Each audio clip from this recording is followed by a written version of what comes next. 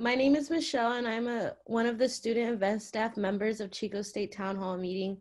Thank you for taking the time to record this interview with us. We are excited to spend a few minutes talking and learning about your experience with the use of social media for digital advocacy and organization. To get us started, would you please tell us your name, occupation, and a little bit about your experience with political activism? So my name is Nicole Sherman. I am a professor in the Political Science and Criminal Justice Department.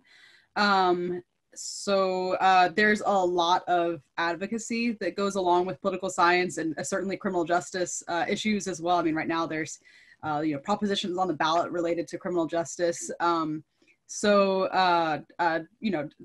Always doing a little bit of advocacy work. I feel like I haven't done as much of the like high outreach advocacy, but a lot of kind of being a source for people that I know that are maybe less well versed in criminal justice and political science and things like that to come to and talk to, and making sure to like get links out to important pieces of information online too.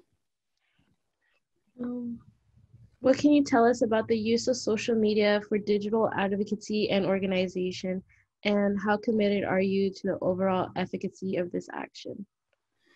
So the thing that I like about using social media is that it's something that nowadays most people are pretty familiar with. So I think that it provides a platform that people know how to navigate. They know kind of what to expect from a lot of the platforms that are out there today. But I think there's lots of ways to make it more effective and make things jump out, because one of the things with social media is that it's so easy just to scroll past everything. So I think when it comes to social media, there's a lot of craft, I think, that goes into like making sure that your posts really stand out, but not in a way that makes them look like fake or like like not a good source. And so I think that it's a tool that can be used really effectively because it can reach tons and tons of people with just a quick post, especially if you know how to kind of connect with other sources and know how to think about outreach and whatnot. So it's a really effective tool if it's used correctly, I think. What are some tips that you can share about successfully using this action? Can you share any success stories? So I'll talk generally with it. I think some of the kind of broad tips that I would have is to really know your audience. I think when thinking about kind of building a social media brand, there's obviously a lot of marketing involved with it, and networking involved.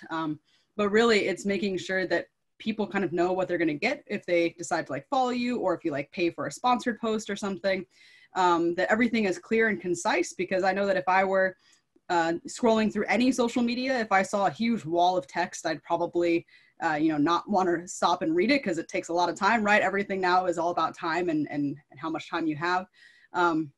So I would really think about the different ways to make like a very concise, appealing post, with every kind of social media outlet. I mean, between Instagram, which is obviously much more picture-based, thinking about Facebook, which you can definitely do a little bit more with text and kind of mixed media with Facebook.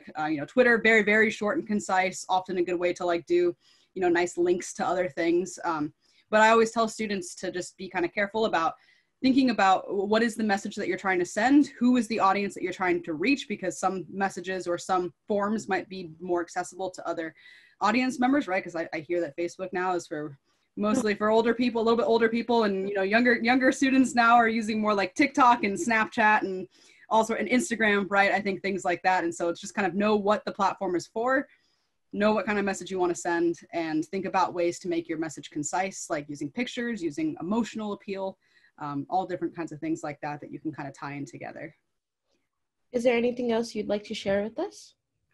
Just be careful when I think as a criminal justice professor, it would be, I would certainly feel like I need to make sure to say, be careful whenever you post stuff on social media. If it's like your brand, right? If it's a business or an advocacy group or a nonprofit organization or your own personal profiles, right? Where you're maybe advocating or campaigning, just remember that, the internet is accessible to everyone, right? It's a blessing and a curse.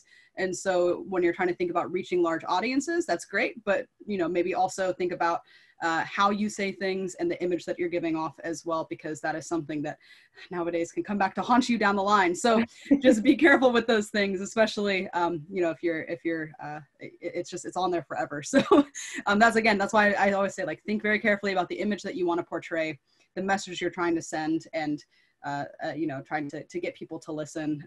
You know, sometimes it's best not to necessarily be like extreme, right? You know, if you want people to listen, it's good to feel welcoming, and like you are ready to have a discussion, rather than, you know, just kind of like yell at people in the face and all those kinds of things. So that's, yeah, the last thing I think. Thank you so much for your time. We really appreciate it. Yeah, no problem.